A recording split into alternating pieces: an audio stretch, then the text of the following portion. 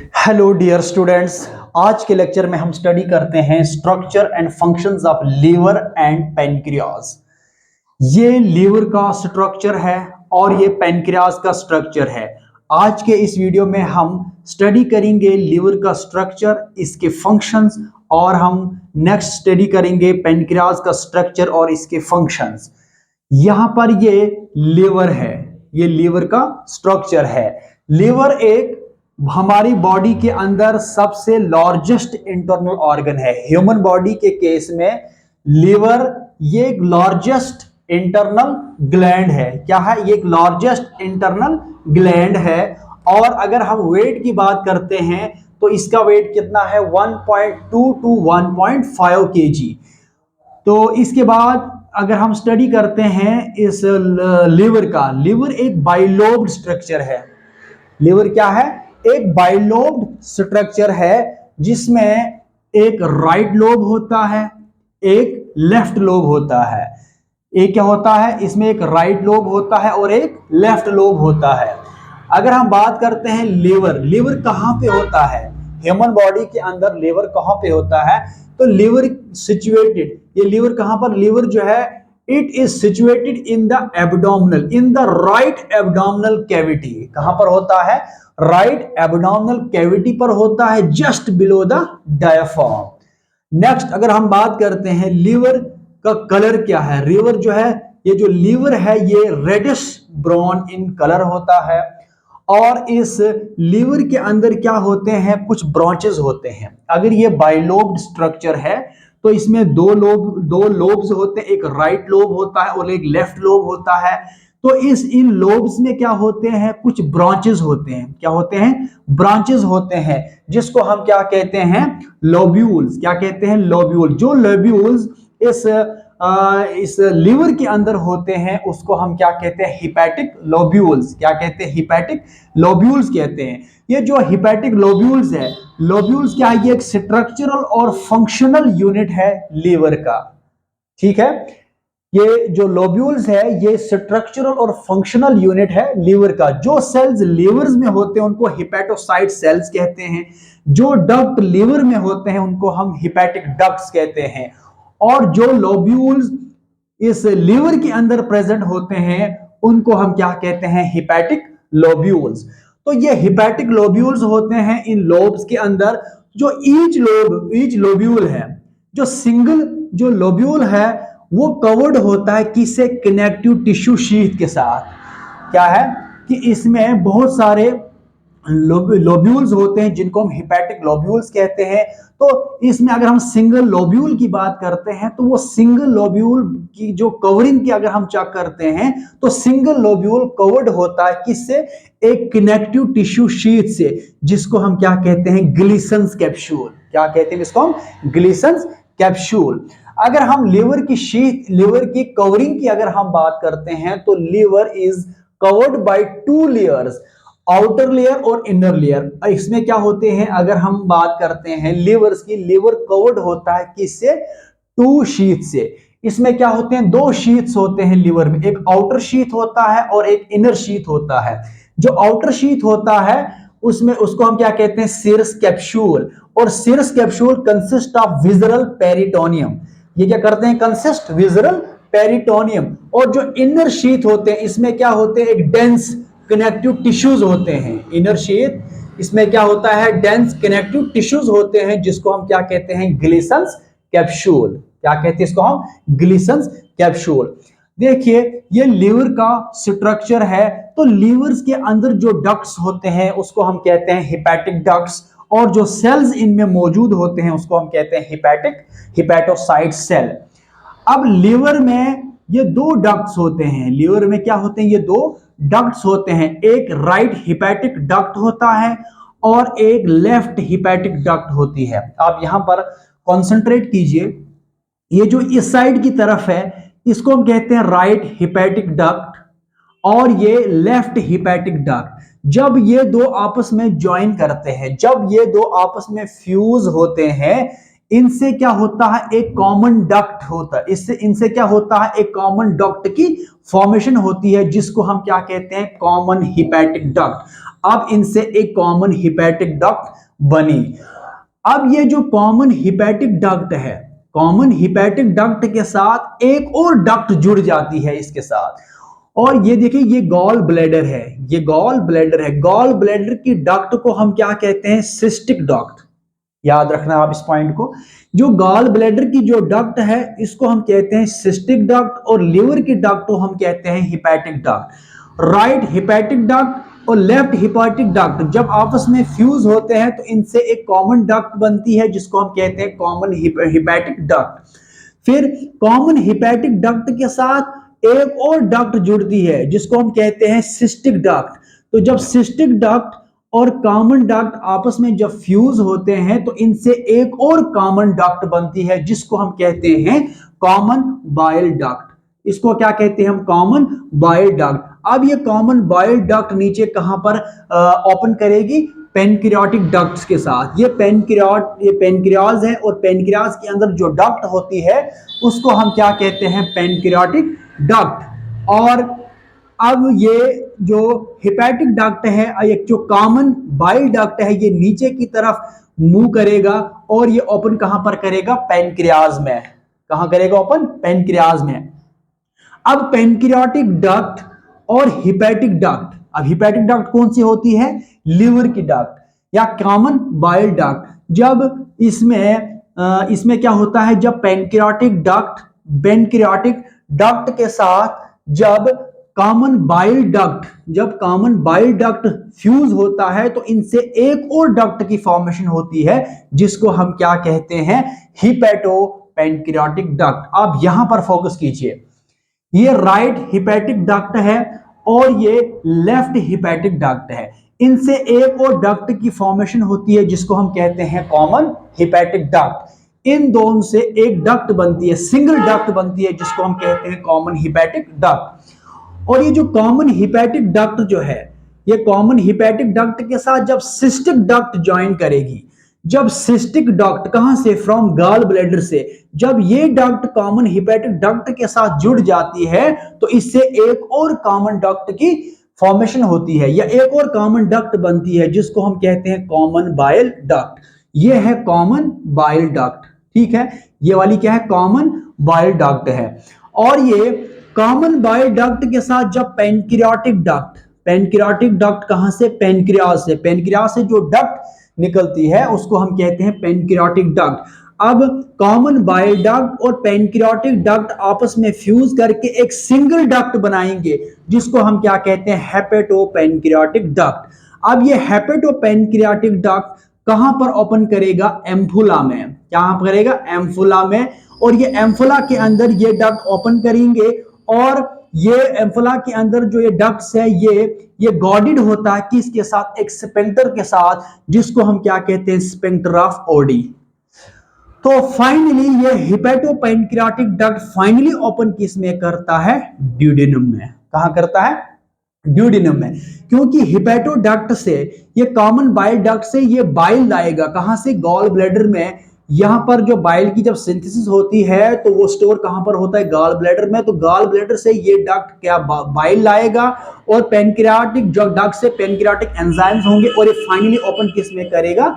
Duodenum में। तो duodenum में स्मॉल इंटेस्टाइन में आएगा। फिर इनका इंपॉर्टेंट रोल रहता है किसमें? फूड के डाइजेशन में भी और फूड को एब्जॉर्प्शन के प्रोसेस में भी इनका इंपॉर्टेंट रूल रहता है। तो इस तरह से क्या होते हैं? डक्ट्स होते हैं कहां पर?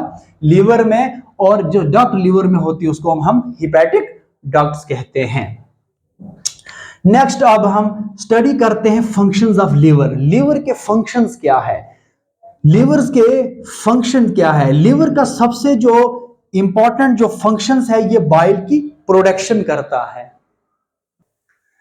तो इस लीवर में इसकी प्रॉपर्टी क्या है? लीवर के अंदर क्या होती है? पावर होती है कि इसकी रिजेनरेशन की, जो पावर ऑफ रिजेनरेशन होती है कि इसकी लीवर, अगर लीवर के सेल डैमेज होता है या लीवर अगर किसी तरह से डैमेज हो जाता है तो इसके अंदर एक एबिलिटी होती है कि इनके सेल जो है दोबारा से रिजेनरेट होता है, इनके सेल दोबारा से उनकी फॉर्मेशन होती है। तो लीवर के पास क्या होती है? पावर ऑफ रिजेनरेशन होती है।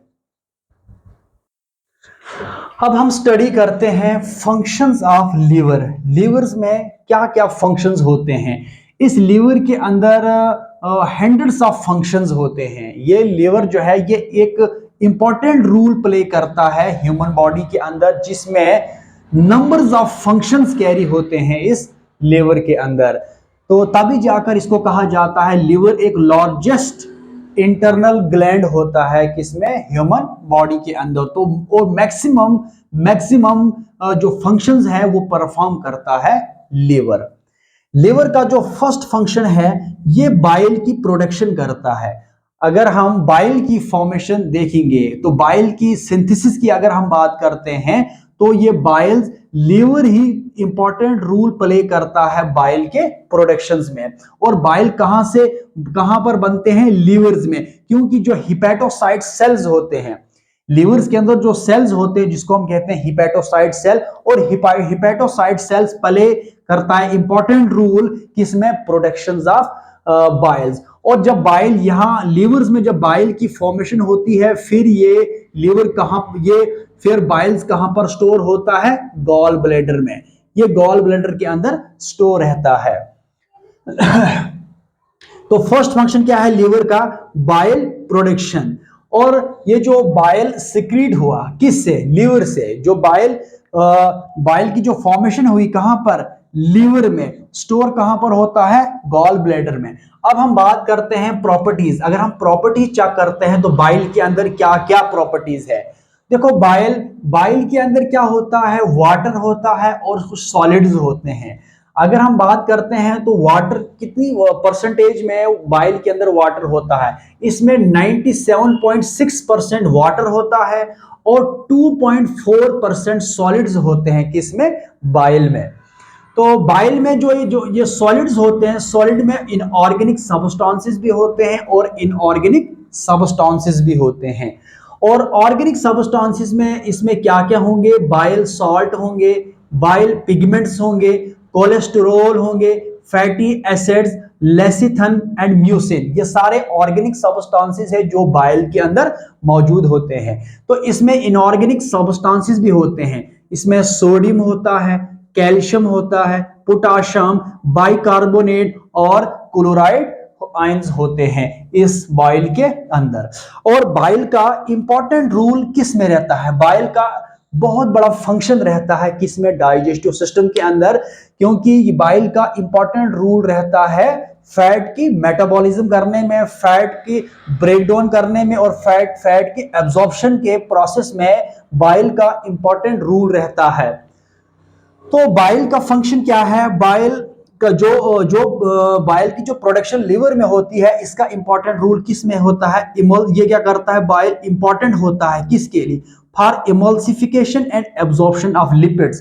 ये लिपिड्स की इमल्सिफिकेशन करता है और लिपिड्स की एब्जॉर्प्शन करता है। इमल्सिफिकेशन प्रोसेस क्या है, इमल्सिफिकेशन प्रोसेस एक ऐसा प्रोसेस है जिसमें जो लार्ज के जो लिपिड मॉलिक्यूल्स होते हैं वो कन्वर्ट होते हैं स्मॉलर मॉलिक्यूल्स में, जिसको हम क्या कहते हैं, इमल्शन। किसमें, इमल्शंस में वो कन्वर्ट होते हैं।